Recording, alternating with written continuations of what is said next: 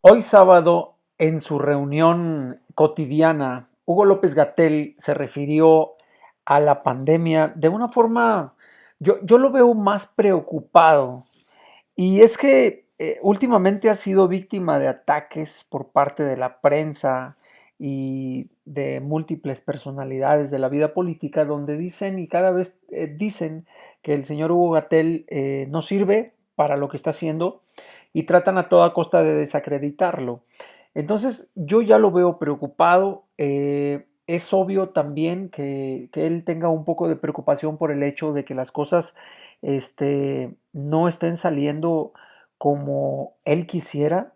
La curva de la que él habla todo el tiempo es obvio que no se está aplanando porque últimamente, en estos últimos 3 días, ha habido un incremento considerable de contagiados en todo el país. Sin embargo, yo creo, sin temor a equivocarme, que no es él el que está mal, sino la gente.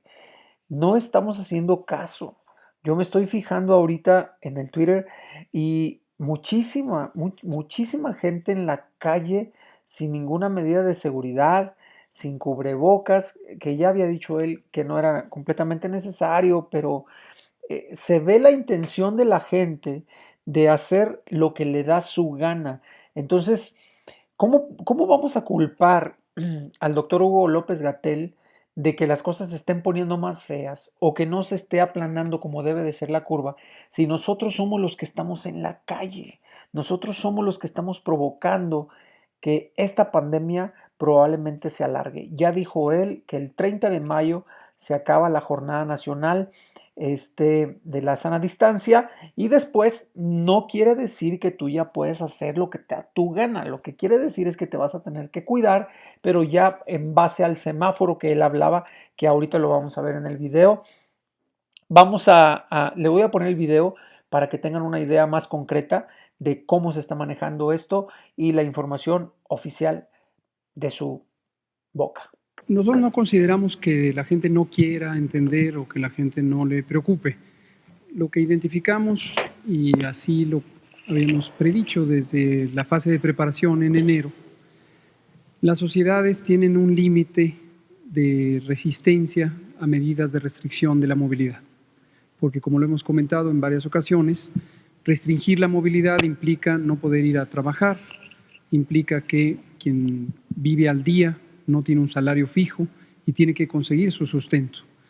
Una persona que se dedica a la plomería, una persona que se dedica a la construcción, una persona que vende bienes de cualquier naturaleza, desde artesanías, alimentos, etcétera. Las personas que son propietarias de pequeños establecimientos comerciales, de todos los giros posibles, y al no poder ir a trabajar o sencillamente no recibir los clientes que se necesitan, pues empieza a entrar en dificultades. Naturalmente, entre más importante es la necesidad, más fuerte es la motivación para salir a buscar ese sustento. Y aquí nos ha llamado la atención, con cierto nivel de desconcierto, diría, que un segmento de la población a veces enfoca sus sentimientos, no siempre muy productivos en términos de buscar la solidaridad social, hacia otro segmento de la población.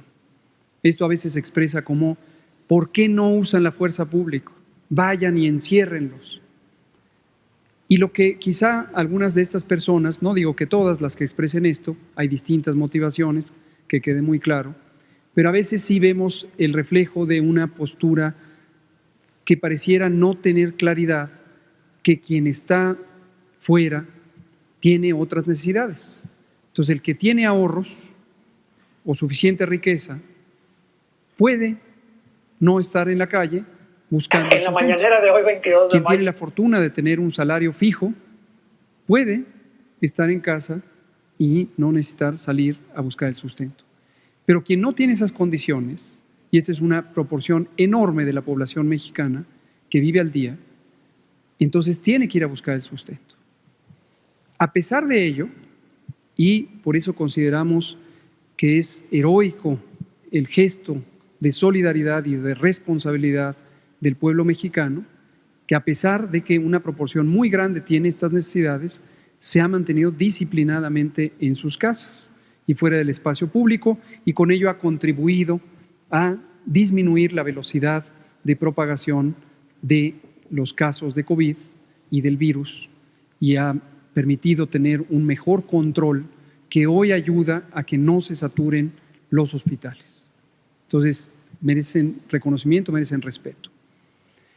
Han pasado ya casi 3 meses, más de 3 meses, bueno, 2 meses y unos días formalmente desde la Jornada Nacional de Sana Distancia, y localmente, regionalmente, en distintos estados, todavía falta y todavía van a permanecer las restricciones, como lo hemos dicho. Entonces, es importante mantener la calma, pero también tener claridad de que no siempre se puede, excepto que las consecuencias por asumir se permitieran, cosa que no nos parece conveniente.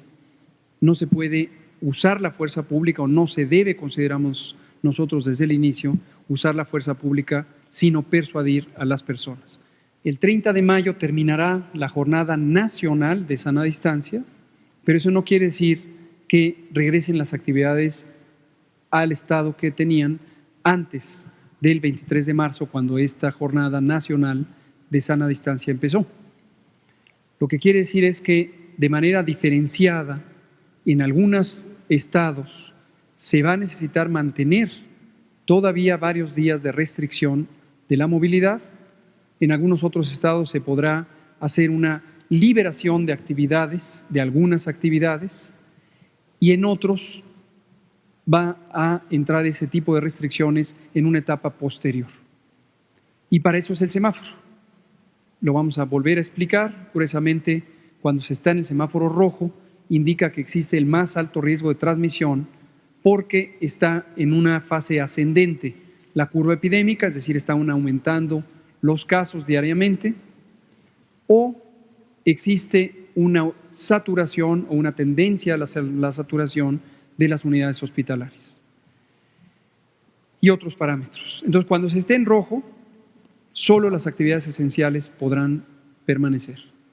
Cuando se esté en naranja, se podrán sumar las no esenciales con restricciones, Cuando se esté en amarillo, podrán estar las actividades esenciales y las no esenciales, solamente con los cambios de prácticas de protección o de higiene fundamentales que permanecerán, estas últimas permanecerán por años, y cuando se llegue al verde, se podrán abrir las escuelas. Antes no. Esa es curiosamente la estructura del semáforo. Cualquier población, en el momento en que aumente la movilidad, tiene la mayor probabilidad de tener mayores contagios. Y esto es proporcional. Entre mayor movilidad y mayor número de personas en movimiento en el espacio público, mayor será el resurgimiento de los contagios. Y aquí también aprovecho para volver a decir algo que hemos dicho muchas veces, pero hoy, que es sábado 23, que quede en su memoria, que lo decimos una vez más: no está garantizado en modo alguno, ni en México, ni en ningún país del mundo, que en el momento en que empieza la reapertura pueda garantizarse que no va a haber un rebrote. Que quede muy claro, por favor, muy claro, para ustedes, comunicadoras y comunicadores, para ustedes en la sociedad. En el momento en que empiece la reapertura, vamos a tener experiencias de rebrote, que quede muy claro, pero es imposible, indeseable, inconveniente, potencialmente muy dañino pretender que se puede mantener el estado de inmovilidad por tiempos demasiado largos. Entonces, México tiene que hacer lo mismo que han hecho otros países, empezar a ensayar sus experiencias de movilidad de una manera ordenada, escalonada, cuidadosa, con un mecanismo de monitoreo continuo que identifique de manera clara para los gobiernos y para la sociedad cuál es el nivel de riesgo, y solamente activar los eventos de la sociedad, económicos, sociales, educativos, de acuerdo a la magnitud del riesgo, en una forma escalonada. Y eso es lo que vamos a hacer. En el momento que se empezaran a presentar cambios en el comportamiento de la epidemia y empezar a aumentar la transmisión, se hace lo correspondiente y se puede reducir, y se debe reducir, y se reducirá la movilidad. Si te quedaste a ver el video hasta este punto en que se termina, quiere decir que realmente te importa lo que está pasando con el COVID-19 en México. Te felicito que te estés informando de viva voz del representante de salud más importante en este momento en México. De las cosas más rescatables que yo veo ahorita de lo que dijo, bueno, pues es que las escuelas no van a volver a entrar a clase hasta que el semáforo esté en verde. Eso me parece perfecto, no hay ninguna necesidad de poner en riesgo a todos los niños del país. Y otra cosa que en algo sí estoy un poquito en desacuerdo, creo que la gente está saliendo a la calle porque le vale gorro y creo que la autoridad debería de ser un poco más dura. Él dice, López-Gatell dice que no pueden usar la fuerza pública para que la gente reaccione. Sin embargo, yo creo que sí necesitan un poco de coacción.